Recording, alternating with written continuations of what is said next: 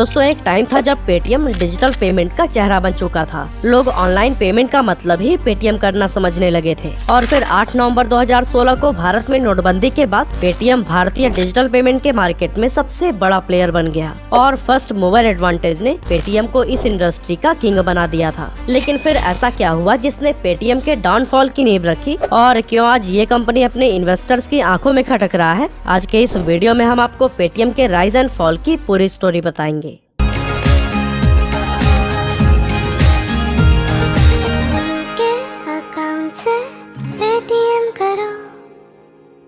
UP के अलीगढ़ में जन्मे विजय शेखर शर्मा एक मिडिल क्लास फैमिली से थे, लेकिन उनका सपना एक ऐसी कंपनी बनाने का था जिसे पूरी दुनिया में पहचान मिले। साल 2000 में विजय ने 197 कम्युनिकेशंस नाम की एक कंपनी की शुरुआत की और इसी के अंडर ही पेटीएम भी आता है। पेटीएम यानी पे थ्रू मोबाइल को साल 2010 में लॉन्च किया गया था, जिसमें विजय शेखर शर्मा ने $2 मिलियन की इन्वेस्टमेंट की थी। अब शुरुआत में ये एक प्रीपेड मोबाइल और डीटीएच रिचार्ज प्लेटफॉर्म हुआ करता था, जिसको बाद में डेटा कार्ड, पोस्टपेड मोबाइल और लैंडलाइन बिल्स के लिए भी एक्सपेंड कर दिया गया। इसके बाद 2014 में पेटीएम वॉलेट के लॉन्च होने के बाद से भारत में डिजिटल पेमेंट का एक इजी और कन्वीनियंट मेथड आ गया, जिससे पेटीएम का यूजर बेस काफी तेजी से बढ़ने लगा। यहाँ तक कि पेटीएम की पॉपुलैरिटी को देखते हुए चाइना की अलीबाबा ग्रुप, वॉरेन बफे की कंपनी बर्कशायर हैथवे और रतन टाटा जी ने भी इसमें इन्वेस्ट किया हुआ था। हालांकि 8 नवंबर 2016 को जब प्राइम मिनिस्टर नरेंद्र मोदी जी ने नोटबंदी की घोषणा की, तो पेटीएम भारत के डिजिटल पेमेंट सेक्टर में एकमात्र एस्टेब्लिश प्लेयर था।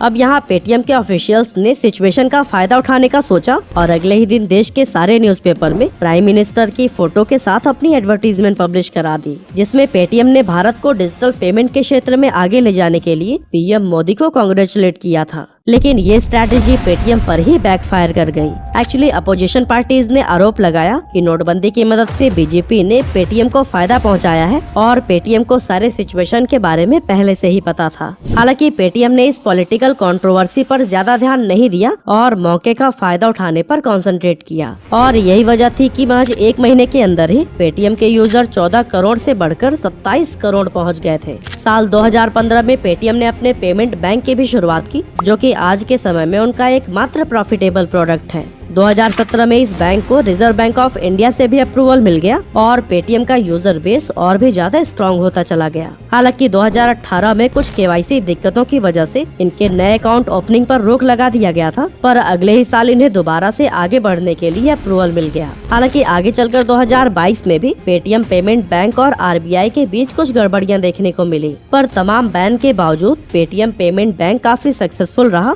और इसने पेटीएम की ग्रोथ में इम्पोर्टेंट रोल निभाया।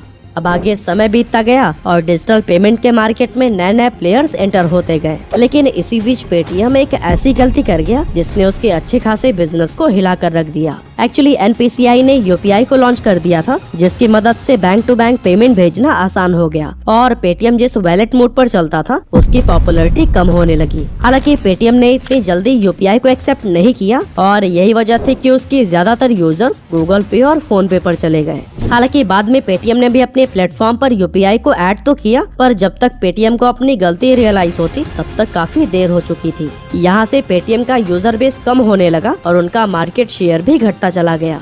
अब साल था 2021 का, जब 8 नवंबर को पेटीएम अपना आईपीओ लेकर आती है। इसकी मदद से वो $20 बिलियन की वैल्यूएशन पर $2.3 बिलियन राइज करते हैं, यानी कि करीब 18,300 करोड़ रुपए। ये कोल इंडिया के बाद से भारत का सबसे बड़ा आईपीओ था और पेटीएम के एक शेयर की कीमत 2150 रुपए रखी गई थी। विजय शेखर शर्मा ने कहा था कि उन्होंने इन्वेस्टर्स को फायदा पहुंचाने के लिए शेयर की प्राइस काफी कम रखी है, पर एक्सपर्ट्स का मानना था कि ये काफी ज्यादा है। पेटीएम का आईपीओ मार्केट में बहुत हाइप लेकर आया और लोग इसमें इन्वेस्ट करने के लिए बहुत एक्साइटेड दिखाई दिए। यहाँ तक कि ग्रे मार्केट में भी पेटीएम का शेयर 20% प्रीमियम पर ट्रेड कर रहा था। पर 18 नवंबर 2021 को जब पेटीएम स्टॉक मार्केट पर लिस्ट हुआ, तो दिन के अंत तक इसके शेयर की प्राइस सिर्फ 1560 रुपए रह गई। और दोस्तों फिलहाल आज के टाइम पर पेटीएम का शेयर 620 रुपए के करीब है, जो कि 2150 की इशू प्राइस से करीब 71% नीचे है। हालांकि चलिए अब हम जान लेते हैं कि आखिर वो क्या रीजंस थे जिनकी वजह से पेटीएम का आईपीओ इतनी बुरी तरह से फेल हो गया। अब सबसे पहले तो मैं आपको ये बता दूं कि पेटीएम के आईपीओ लाने के फैसले में कोई भी गलती नहीं थी। 2021 में लगभग 65 कंपनीज अपना आईपीओ लेकर आई थी और ज्यादातर कंपनीज का परफॉर्मेंस बहुत अच्छा रहा। पर 2 ऐसी कंपनीज थी जिनका आईपीओ बुरी तरह से फ्लॉप हुआ, पहली पेटीएम और दूसरी कार्ट्रेड। बेसिकली दोनों ही लॉस मेकिंग कंपनीज थी और दोनों ने हाई वैल्यूएशन पर अपने आईपीओ लाए थे। पेटीएम ने $20 बिलियन की वैल्यूएशन रखी थी, जो कि उस समय करीब 1.4 लाख करोड़ रुपए के बराबर थी, जबकि पेटीएम का रेवेन्यू महज 3300 करोड़ रुपए का ही था। अब दोस्तों, एक कंपनी के शेयर का प्राइस और उसकी अर्निंग के रेशियो को प्राइस टू अर्निंग रेशियो या पीई रेशियो कहते हैं। अब क्योंकि पेटीएम एक लॉस मेकिंग कंपनी है, इसीलिए हम इसका प्राइस टू अर्निंग रेशियो नहीं निकाल सकते और ऐसी कंडीशन में हमें इसका प्राइस टू सेल्स रेशियो निकालना होगा, जो कि पेटीएम के केस में 35 आता है। मतलब हम सिंपली समझें तो इस कंपनी को अपने इन्वेस्टर्स का प्रॉफिट कराने के लिए हर साल 400% के रिटर्न देने होंगे, जो कि लगभग इम्पॉसिबल है। अब दोस्तों, ग्लोबल स्टैंडर्ड पर देखें तो $20 बिलियन के लगभग की वैल्यूएशन वो कंपनीज मांगती हैं जिनका रेवेन्यू पेटीएम से कम 9 गुना ज्यादा होता है। लेकिन पेटीएम कम रेवेन्यू के बावजूद हाई वैल्यूएशन के लिए गई, जो कि पहले ही दिन से अपने इन्वेस्टर्स के साथ बहुत बड़ा धोखा था। हालांकि पेटीएम का वैल्यूएशन ही इसके आईपीओ के फेलियर का एकमात्र कारण नहीं था। बेसिकली प्राइवेट कंपनीज और पब्लिक कंपनीज के लिए फंडिंग का गेम बहुत अलग अलग चलता है। प्राइवेट कंपनीज फंडिंग काफी आसानी से हासिल कर लेती हैं और अपनी वैल्यूएशन को बहुत ज्यादा बढ़ा लेती हैं,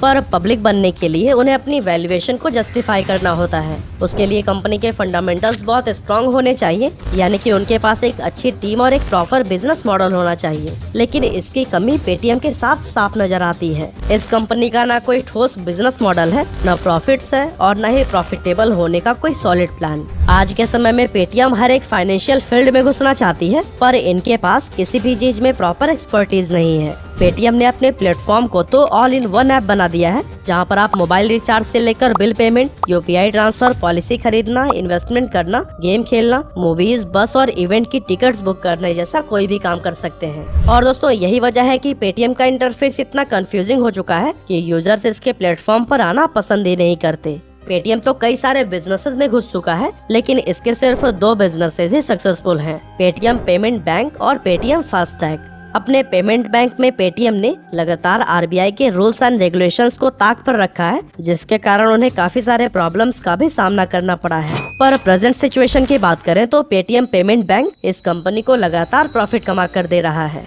इसके अलावा पेटीएम फास्टैग, जो पेटीएम बैंक के ही अंडर आता है, वो भारत के फास्टैग मार्केट में 28.2% का शेयर रखता है। हालांकि इन दोनों के बाद पेटीएम के पास ऐसा कोई भी बिजनेस नहीं है जो कि उनके लिए प्रॉफिट्स लेकर आ रहा हो। इसीलिए यहाँ सवाल उठता है कि आखिर पेटीएम बनाना क्या चाहता है। अब इस सवाल पर पेटीएम के फाउंडर विजय शेखर शर्मा कहते हैं कि उनका लक्ष्य एक ऐसे बिजनेस मॉडल को बनाने का है जिसमें वो एक बिजनेस से कस्टमर को एक्वायर करे और उसे अपने दूसरे बिजनेस की ओर ले जाकर उनसे भी पैसे कमाए। एग्जाम्पल के लिए, अगर कोई कस्टमर पेटीएम का इस्तेमाल करता है तो फिर उसे Paytm payment bank, Paytm FASTag और पेटीएम फर्स्ट गेम जैसी दूसरी सर्विस पर भी ले जाने की कोशिश की जाती है।